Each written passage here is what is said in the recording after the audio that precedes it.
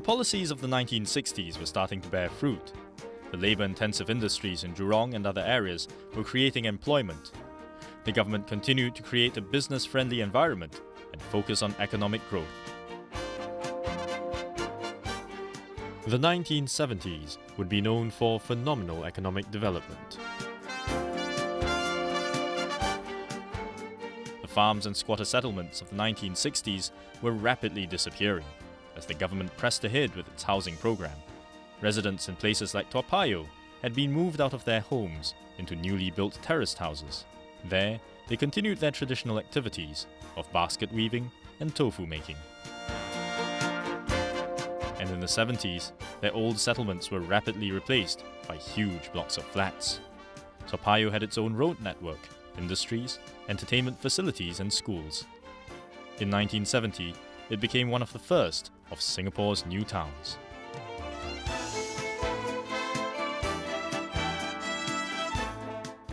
Even Singapore's tiny size couldn't hold it back. Land reclamation was used to increase its size. By the end of the 1970s, reclaimed land held flats, factories, and even an airport under construction. And though the 1973 oil crisis caused inflation to soar, Singapore weathered the storm.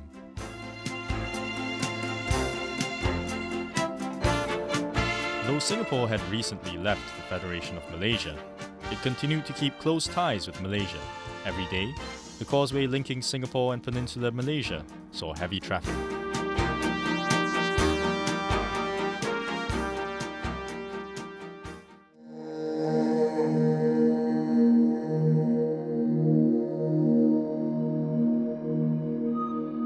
But even as Singapore developed, in 1972, a tragedy occurred.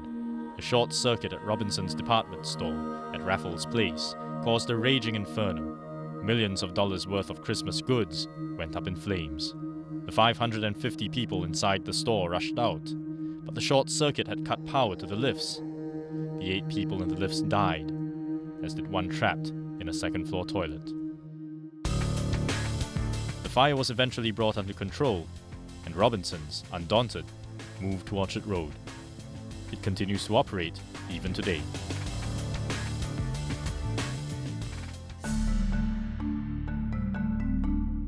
As unemployment continued to fall in the 1970s, the government decided to diversify the economy. Tourism was one of the industries it wanted to develop, but with no natural attractions, it seemed impossible.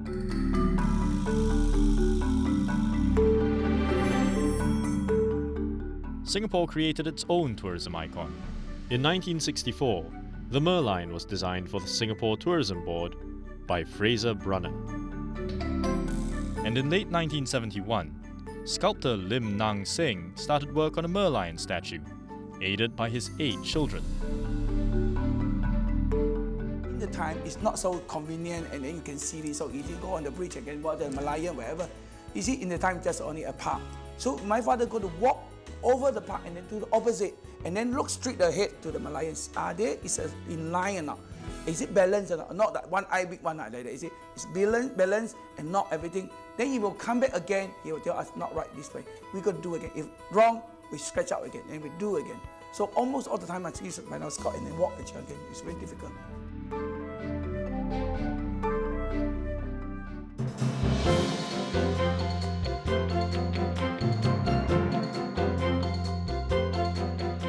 The unveiling of the Merlion was followed by the opening of the Singapore Zoo in 1973.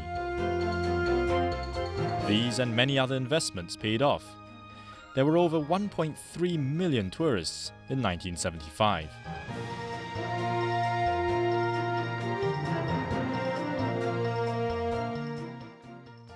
There were also visitors of a different kind. In 1971, Singapore played host to the 18th Commonwealth Heads of Government meeting. And in 1975, with the fall of Saigon, Vietnamese boat people started arriving in Singapore. They were resupplied and sent on their way. Born in Singapore babies got to stay, and there never seemed to be enough resources for the country's growing population. With a lower birth rate, we can reach out for higher goals. We can achieve a better standard of living and a higher quality of life. With smaller families, we can invest more in each child, better health, better education and training, and higher performance. So in the 60s and 70s, the government carried out a sustained campaign to get families to stop at 2. There were disincentives too. Civil servants received no paid maternity leave for their third and subsequent children. They did, however, get 7 paid days of sick leave for voluntary sterilization. And for those who weren't married yet, the message was, take it slow. Rushing into marriage, into having your first child, and your second, means rushing into problems. So take your time to say yes. A happy family is worth waiting for. By 1975, the birth rate had plummeted to 1 child per person. But the consequences would one day haunt the country. As Singapore developed, its population became more affluent. But this too led to problems. Bullock carts and trishaws were replaced by motor cars, and massive jams.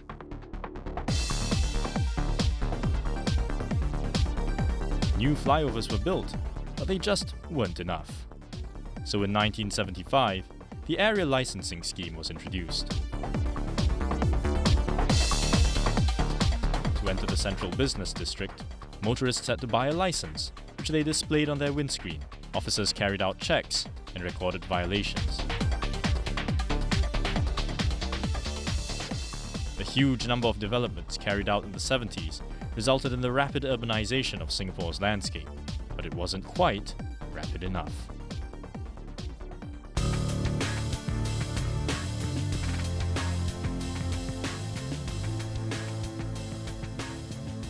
On the 2nd of December, 1978, Singapore faced the heaviest rainfall of the decade. This resulted in the worst flood in Singapore's history.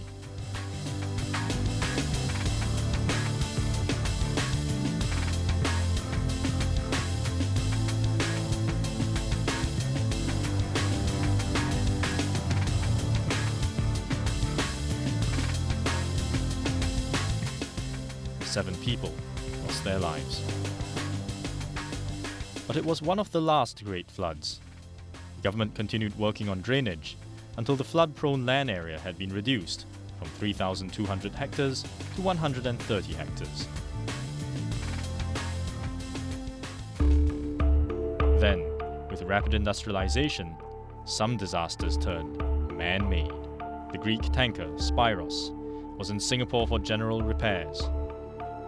At 2:15 in the afternoon, an explosion occurred on board the ship, just as about 150 workers were returning from lunch.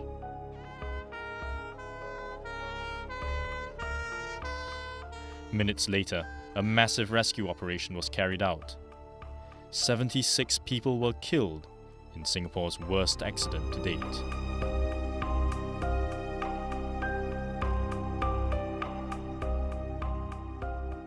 In 1974, 4 terrorists hijacked the Laju, a passenger ferry, taking 5 crew members hostage. A party of guarantors, including S.R. Nathan, future president of Singapore, helped to secure the release of the hostages. They flew with the hijackers to Kuwait, but later returned safely. Over the decade, Singapore continued to reach out to other countries. In 1973, Lee Kuan Yew visited Indonesia. In 1975, Foreign Minister S. Rajaratnam led Singapore's first delegation to China. This was followed a year later by a visit by Lee Kuan Yew himself.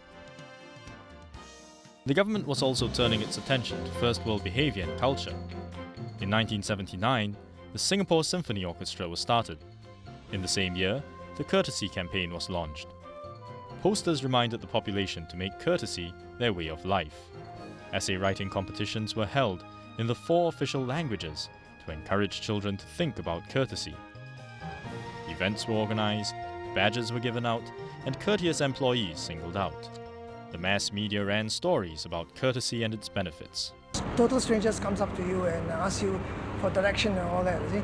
If you are discourteous, you just snap him, you see. But normally, if you are courteous enough, you will, even though you do not know the way around, just tell him nicely, you see. The courtesy campaign continues even today as the Singapore Kindness Movement.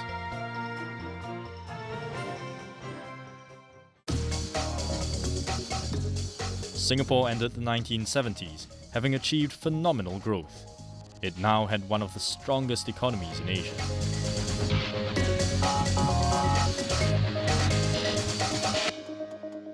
The past decade probably was the most spectacular